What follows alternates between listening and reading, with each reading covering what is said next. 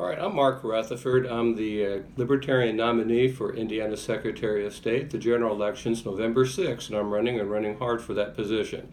Very proud to right now be pulling 10%. If anybody follows Libertarian Party and how hard it is for Democrats and Republicans to make it, for the Libertarians to have an equal footing, 10% is huge and big at this point in time, being in the middle of May. A little bit about myself. I'm an attorney in Indianapolis with a law firm called Thrasher, Bushman & Vogel. I'm one of the shareholders of it. I practice primarily business law and a lot of litigation that's surrounding business law. And it includes a little bit of defending businesses that are under investigation from federal and state authorities for possible crimes. Excuse me, a little bit more about myself is I've been involved in the Libertarian Party for now quite a long time actively, since at least 1998.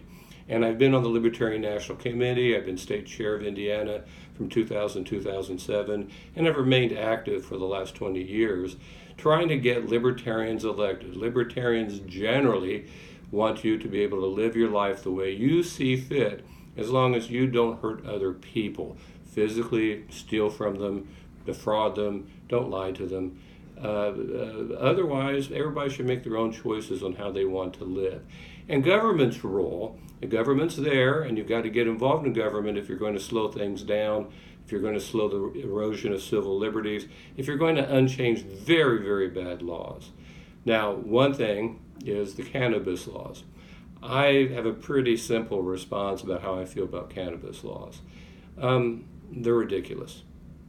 That's all there is to it. It is my opinion that the reasons for them had to do with things that are very, very bad. Lots of reasons why anti-cannabis laws came about. Some of them are very bad people, I think, that were in the federal and state governments. They wanted to control people, and they didn't like certain groups.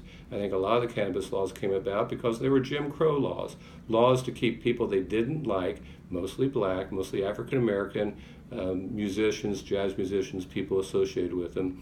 That's how laws are often used, and to hurt people that the politicians don't like.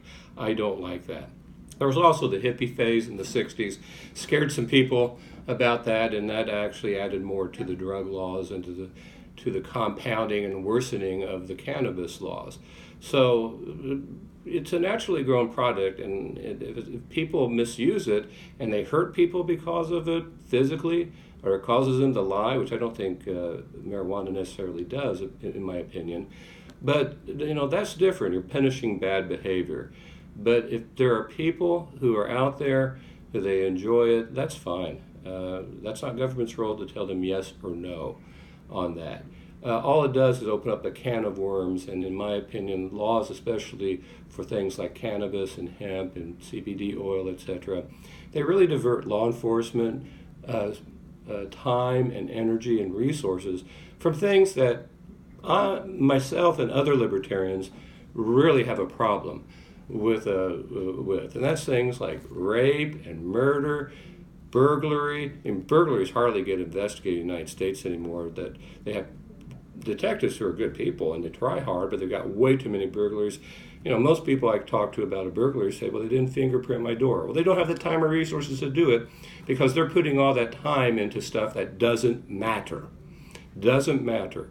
So I'm pretty strict about what happens when you start prosecuting things for reasons other than crime, and getting people who are out there who are actually engaging in crime. Those are the people you need to deal with, and we've spend way too much money on things that we don't. And cannabis, law enforcement, that's one of them. So that's kind of my opinions about cannabis. Now, I'm running for Secretary of State. What effect do I have on that? As elected Secretary of State, it's a business-oriented administrative agency. It's also an elections administration agency. It has a lot of things to do with that. That generally the big summation of what it's all about.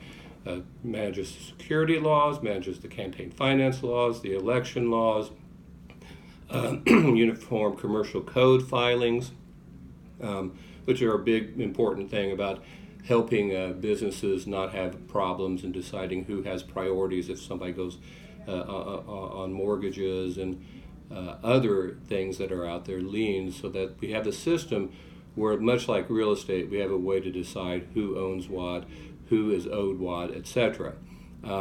Secretary of State doesn't do real estate, but it does have a big role in Uniform Commercial Code filings. The elections law, like I like to say to a lot of people, is we have a really good Indiana laws if we were in the 1880s, but we're not. It needs to be updated. It also has restricted ballot access. Libertarians since 1994 have been able to meet those qualifications, but it takes an awful lot of work to get to the point where you can, by running for Secretary of State, keep having ballot access. If I get 2% in the Secretary of State's race, the Libertarian Party will have automatic ballot access for the next 4 years. What does that mean? It's easier for the Democrats, Republicans, and Libertarians to put people on the ballot. If it's 10% that I receive in this coming election, then what that means is that we'll be in the primary system. And if we're in the primary system, people will be able to go select their party and help make decisions on who should be the candidates. Now, most Libertarians don't like taxpayer-funded primaries. If the political parties want a primary system, they should pay for it themselves. Libertarians feel very strongly about that. But we do have to face what the system is in Indiana, and the system is what it is now, which is primaries, and the Republicans and Democrats get a huge, huge boost by finding out who their supporters are. Because when you go vote for a primary, you get a ballot, and they write down who you are and what ballot you took, Republican or Democrat. It'd be nice to have the Libertarians in there, because right now I know there are thousands of people who vote straight ticket Libertarian in Indiana, but there's no easy way to identify who they are. Republicans and Democrats have a very easy way to determine that, and that gives them a huge, huge heads up. Any effect I might have on cannabis laws as Secretary of State, it's very, very geared towards business, very, very geared towards campaign law, campaign finance. Maybe if as Secretary of State, I would work and try to convince the General Assembly to make ballot access easier for more people. I'm a very big proponent that if you had 5 or 6 or 7 parties, the need for primaries would probably go away, because you'd have such competition that it would ensure that good candidates got selected. I understand why the Democrats and Republicans felt that they needed primaries from the standpoint of they were such a closed system, and it makes it look like that they're open. But the true way to open up selection for different people is to have ballot access such that there are several candidates on the ballot, and you pick the one that more meets what you think is the way government should be and how it should operate. So that's a little bit about myself, how I feel about cannabis, a little bit about the Secretary of State's office, and kind of what it does. And I hope that in November that you'll take a strong look at me. You'll take a strong look at Libertarian candidates. We have Libertarians running all across the state of Indiana whose offices have more to do with policy and social policy, which is, I don't see that government has much of a role in that, but would be more favorable and very favorable to cannabis users. And hemp and other things have incredibly good uses, and they'd be more favorable to work their positions as elected officials to do something about that. Obviously, maybe not obviously, but I believe in the national platform on marijuana laws and cannabis, and it's something that it just seems to me draining resources for no good reason at all, when, my goodness, to me personally, I'd rather those resources be put into getting the murderers and rapists who aren't getting caught and discovered, so that they don't do that anymore.